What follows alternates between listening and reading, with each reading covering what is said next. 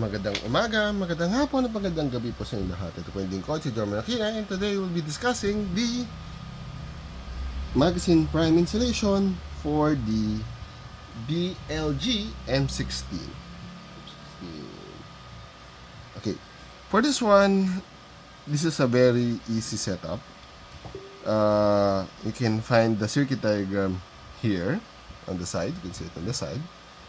It's basically just change this wire, added a diode using the orientation presented in the diagram, and added a tactile switch.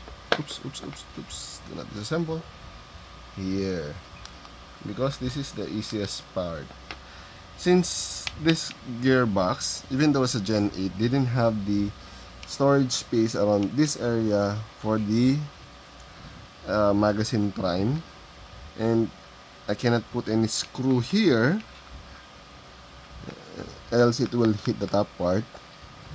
I added to the XM316 here, but unfortunately there are some functions connected to the bolt release, I think, for easily removing the magazine. I don't know, I haven't tried yet. So that is the best place during my initial checking. So now we will test it. Okay, so this is its magazine.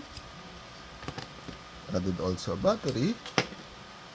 Now press the button. Yeah, working. Nice. Now time to assemble it. Okay, so now the M16 has been assembled. Magazine, bolts, this is empty.